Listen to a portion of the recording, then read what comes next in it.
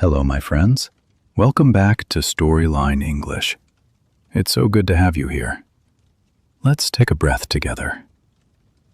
Now, think about a secret that has been kept for hundreds of years. A secret about a land so big, so wide, so full of life that people crossed entire oceans just to find it. Today, we are going to travel back in time.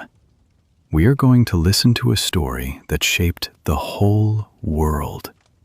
A story about dreams, struggle, courage, and a new beginning. This is the story of the United States of America. How it all started, and why it still matters today. So find a comfortable place, relax your shoulders, and let the story begin. But before we start, if this is your first time here, welcome to Storyline English. This channel is your calm, quiet place to learn English through real stories. Stories that stay with you. If you enjoy today's journey, please subscribe and leave a comment below. Tell us where you are listening from. We love hearing from you. Now, let us go back. Very far back, to a time before the United States even had a name. Long, long ago, long before there were cities, roads, or flags, there was a vast and beautiful land. This land stretched from cold mountains in the north to warm beaches in the south. It had wide rivers, tall forests, green valleys, and open plains that seemed to go on forever. And this land was not empty. It was full of life, full of people. These people had lived there for thousands of years. They had their own languages, their own stories, their own ways of living with the earth. We call them the Native Americans, or indigenous peoples. There were hundreds of different groups: the Cherokee, the Sioux, the Iroquois, the Navajo, and many, many more. Each group had its own culture, its own wisdom, its own deep connection to the land. They knew this land better than anyone. They understood the rivers, the seasons, the animals, and the plants. For them, this land was not something to own, it was something to care for. And for thousands of years, they lived in harmony with it. But far away, across a wide and dangerous ocean, something was changing. People in a place called Europe were curious. They were restless. They were searching. And soon, that search would bring them here, to this quiet, beautiful land. What would happen when two very different worlds finally met? That is where our story truly begins. In the late 1400s, people in Europe were filled with curiosity. They wanted to find new places, new goods, and new trade routes. Ships were getting better, maps were slowly improving, and brave, sometimes foolish, men were willing to sail into the unknown. In 1492, a man named Christopher Columbus sailed west from Spain. He believed he could reach Asia by going the other way around the world. He was wrong about that. But what he found instead changed history forever. He landed on islands near a continent that Europeans had never seen before. He called the people he met Indians because he thought he was near India. He was not. But his journey opened a door, and once that door was open, it could never be closed again. After Columbus, more and more Europeans came. Spanish explorers traveled through the south. French explorers moved through the north. And they all saw the same thing: a land full of resources, full of possibility. The word spread quickly across Europe. There was a new world across the ocean, and everyone wanted a piece of it. But the people who already lived there, the ones who had called this land home for thousands of years, were not asked. They were not given a choice. And that is a truth we must always remember as we listen to this story. History is never told from just one side. Among all the European countries, England was determined to build something lasting in this new land. In 1607, a group of English settlers arrived in a place they called Jamestown, in what is now the state of Virginia. These were not soldiers or kings. Many of them were ordinary people, men who hoped to find gold, to start a new life, or simply to survive. But the beginning was incredibly hard. The land was unfamiliar, the climate was difficult, food was scarce. Many settlers became sick. In the first year alone, more than half of them died. It was a dark and desperate time. But the ones who survived did not give up. They learned, slowly and painfully, how to plant crops and how to live in this new place. Some of them received help from Native Americans who taught them which plants to grow and how to find food. Without that help, Jamestown would have failed completely. And yet, even as they received this kindness, the English settlers continued to take more and more land that was not theirs. It is one of the painful contradictions at the heart of this story, a story of courage and survival on one side, and loss and injustice on the other. The English kept coming. More ships, more settlers, more small towns growing slowly along the eastern coast of this enormous continent. Something was being built, something that had never existed before, and nobody yet knew exactly what it would become. Over the next 100 years, more and more English settlers came to America. By the early 1700s, there were 13 separate colonies along the eastern coast. A colony is a place that is ruled by another country far away. These 13 colonies were all ruled by England. The people who lived there were called colonists. They came from different places and had different beliefs. Some came for religious freedom. Some came to find work and land. Some were brought by force. Enslaved Africans who had no choice and no freedom. This is one of the darkest parts of American history, and it is important not to forget it. Slavery was a terrible injustice that caused enormous suffering and left wounds that lasted for centuries. But for many of the colonists, especially those who came freely, life in America felt different. The land was wide, the opportunities felt real, and slowly, a new identity began to grow. People started to think of themselves not just as English, but as American. They built towns, farms, churches, and schools. They created local governments where ordinary people had a voice in decisions, something that was quite unusual in the world at that time. Life was hard, but it was also full of a quiet sense of possibility. And as the colonies grew stronger, richer, and more confident, they began to ask a question that would soon shake the entire world.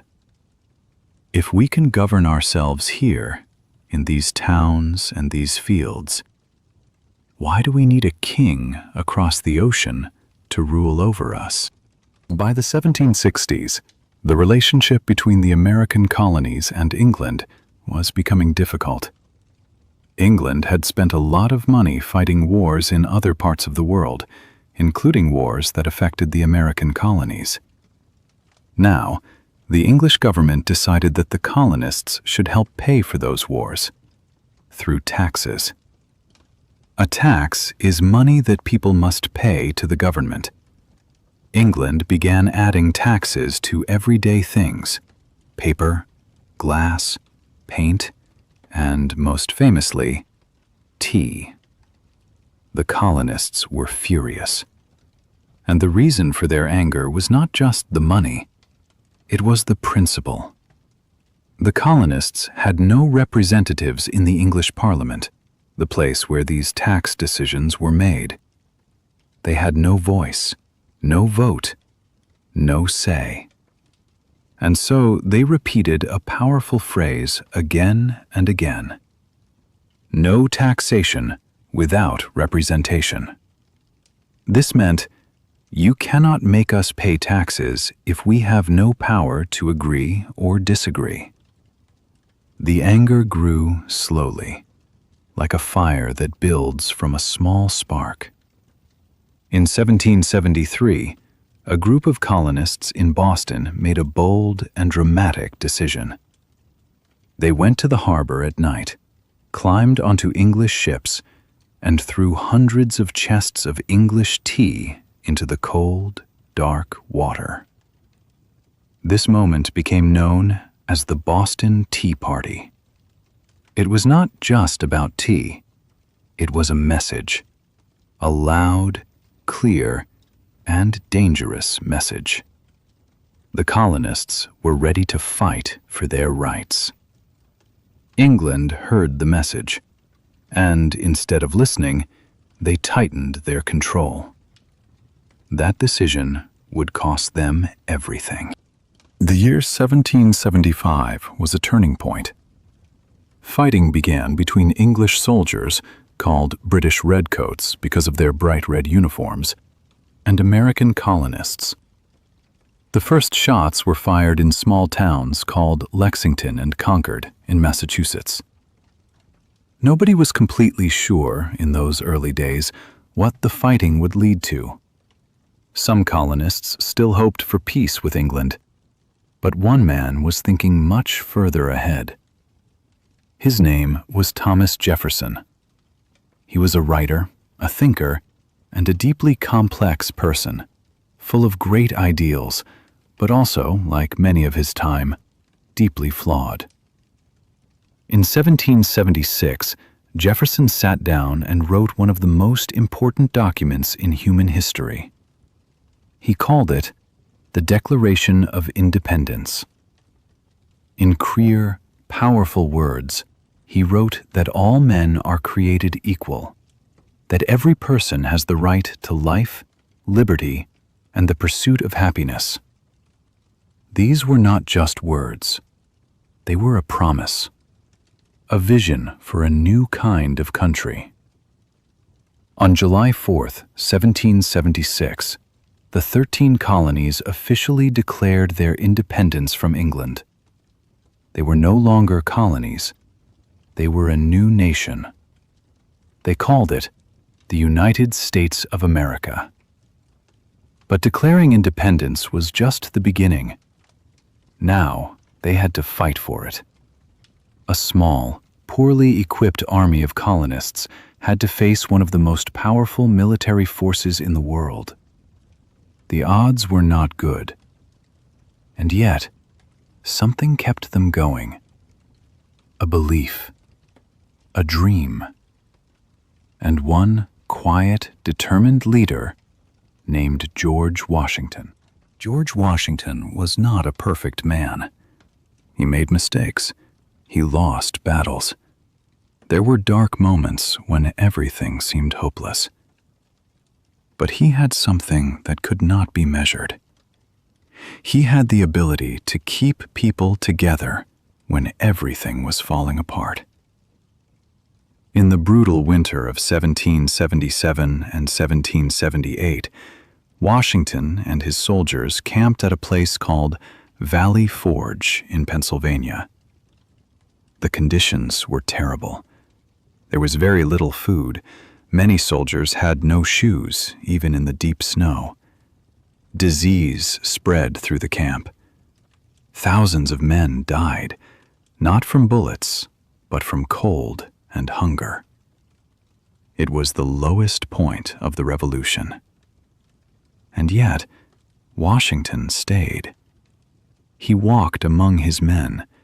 He shared their suffering. He refused to give up. And slowly, the army began to recover. Help also came from unexpected places. France, which was a rival of England, decided to support the American cause. French soldiers and supplies crossed the ocean to help the colonists. And with that help, the balance began to shift. After years of fighting, after so much pain and sacrifice, the turning point finally came. In 1781, the British Army was surrounded and defeated at a place called Yorktown, Virginia. The war was over. The United States of America had won its independence. It was one of the most unlikely victories in history. A new country, small, uncertain, and still finding its way, had defeated a great empire. And now, the real work began. Winning a war is one thing. Building a country is something else entirely. After the Revolution, the leaders of the new United States faced enormous challenges. They had to create a government, a real system of laws and leadership, from almost nothing. In 1787, some of the greatest minds in America gathered in Philadelphia for what is now called the Constitutional Convention. Men like James Madison, Benjamin Franklin, and Alexander Hamilton debated and argued for months.